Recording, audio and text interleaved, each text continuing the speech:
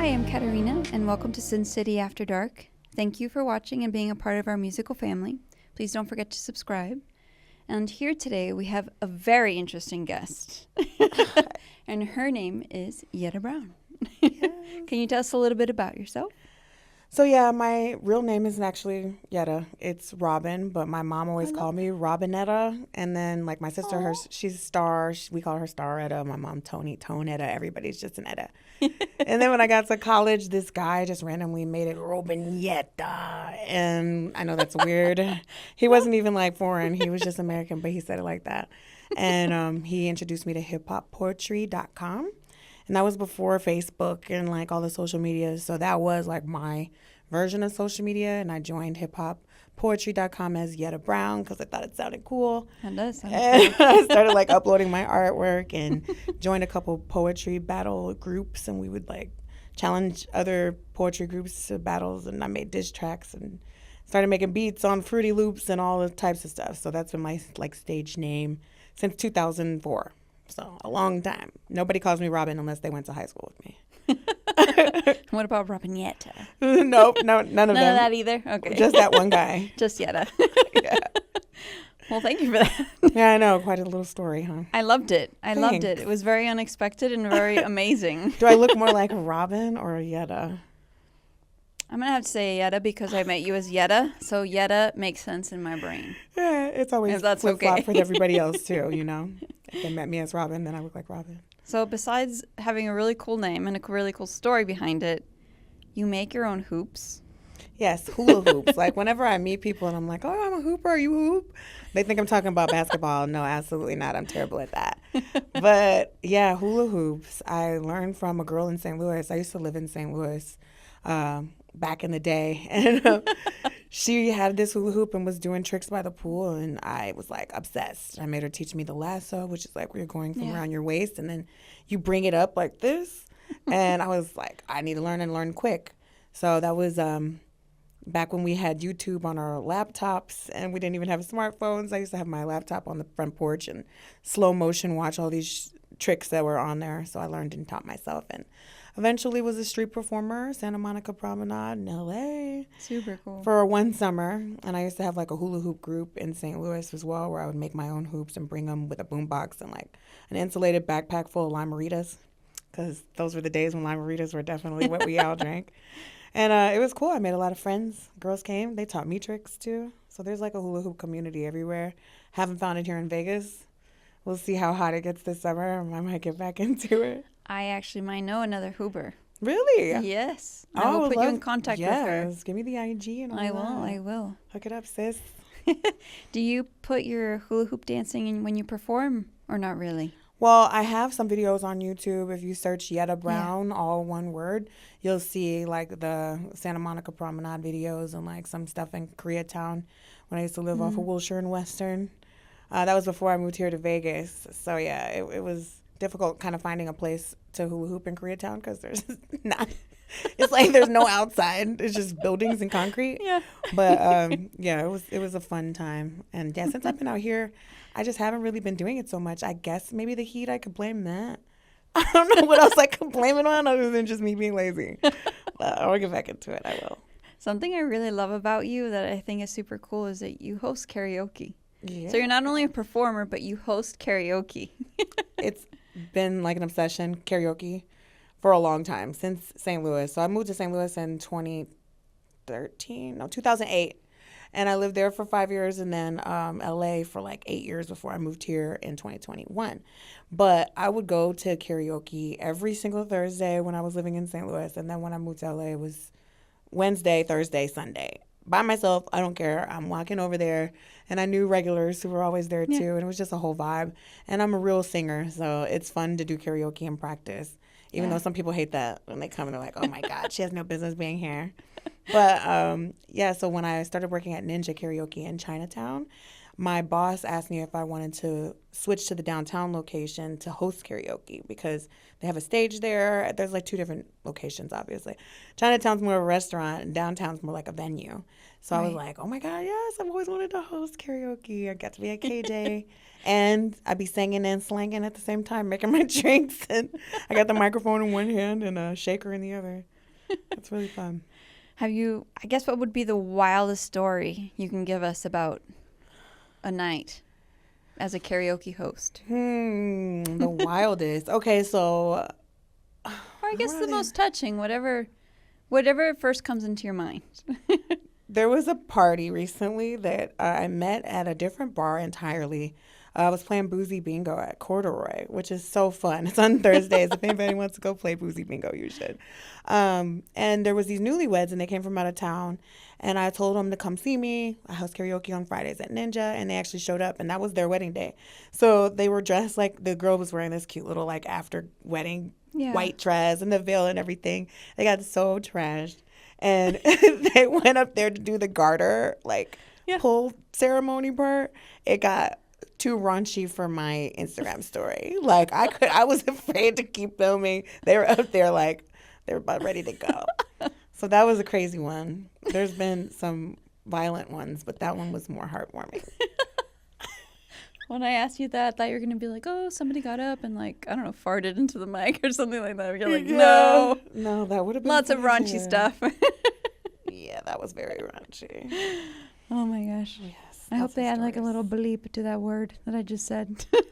Maybe. Does that matter here? Because I meant to ask you about that. I don't know, actually. That's a very good thing that I should know. See, I have a foul mouth. So No foulness, I'm trying please. to keep it under control right now. No foulness, please. Okay. PG. Like I'm PG. in a classroom. Yeah. I like that. And something else that you had mentioned is that you do Bigo Live, which I was like, what is that? People are still learning about Bigo, which is astonishing to me. But Bigo stands for Before I Get Old, kind of like YOLO, Bigo. Yeah. And I found out about it in 2020, right before the pandemic, which was so convenient. One of my Facebook friends posted you can go live and get paid on download this app, and I was like, huh? And I got on there and I knew so many of the people because I already was very into social media and Facebook groups and stuff. So a lot of people from this roast group that I used to be in. I never roasted people, but people would roast me, and I thought it was funny. So I was pretty popular in there. I was admin in that group and everything. They all ended up on Bigo, so I joined, and on March 2nd, I became an official host, which means I joined an agency on the app, which is like a partner of Bigo, and they're supposed to teach you everything because it's crazy looking. It's from Singapore, and it definitely looks foreign when you download it. You don't know what the heck's going on. It's kind of like a slot machine the way it looks. But, I started making money. And then on March 7th, because I started March 2nd, March 7th was the last day I went to work because everything shut down in 2020. And I was living in LA at the time, working at the Grove, which is a very, good, rich neighborhood mall or whatever, outdoor mall. But by the time they opened up the restaurant again, I was like, I'm good. I don't want to come back. I was making plenty of money going live on Bigo. And all the celebrities at the time were on there too, like Ray J and Raz B from B2K and Bobby Valentino and a whole bunch of people from my era. So there had nothing else to do. It was a lit time, and I've been on there ever since. I'm 6 years old now on Bigo, but after 4 years, and I moved here. I missed real people, so that's when I started working at Ninja Karaoke because I was like, oh, my team aspect. Working in restaurants is always like a family. Yeah, absolutely. I've worked in my fair share of restaurants. Yeah. And so I know what you mean. So you become a family. Yeah, and everybody hangs out. It's like those are your best friends and your coworkers at the same time. But what I think it's really admirable about you is that you really truly embody the essence of a musician in Vegas, You write music, you perform, you work the karaoke nights, you work the Bigo Live, you're bartending. And that must be hard, It must be hard. Fun. I think without Bigo it would be. But I'm blessed to have something like this because I became an agent. Like I said, you have to become a host who gets paid on Bigo. You have to join an agency. I have had my agency since November in 2020. So that means that I recruit people, and if they do well, they get money, then I get a bonus from Bigo. So I have like a cushion that most people don't, I think, like having to go to work every day. And mine is kind of like residual income. Yeah. So once I taught them, then they're on their own, go little birdie fly. And all I have to do is check my WhatsApp every day and make sure that they don't have questions or problems that I need to deal with. So it's actually really fun. I like working. I usually work on the weekends, Friday and Saturday, occasional Thursday, occasional Sunday. I'm free a lot of the time. So it's like I'm out here living the dream. I can't complain about a thing.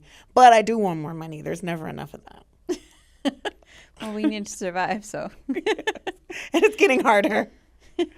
Yeah, as the prices go up here, well, everywhere, really. Yeah, everywhere. And who knows if that's, the worst to come. I'm worried about the gas prices and stuff now. So what's the next step for Miss Yetta Brown? I don't know what I want to be when I grow up. I still don't know. We're working on it. I'm going to figure it out. I think now that it's like the year of the horse. Yeah. You know, and how we're supposed to go run and get it. And we'll see whatever the trajectory brings. I don't know. Well, if I may suggest, I would love to hear your new music. Okay. See where you're, and start working on that. I've got You've been writing for a long time. Songs, yes, but I just recently started getting back out there and starting trying to make new stuff. And I got to collaborate with more people for sure because I got to find a nice guitarist.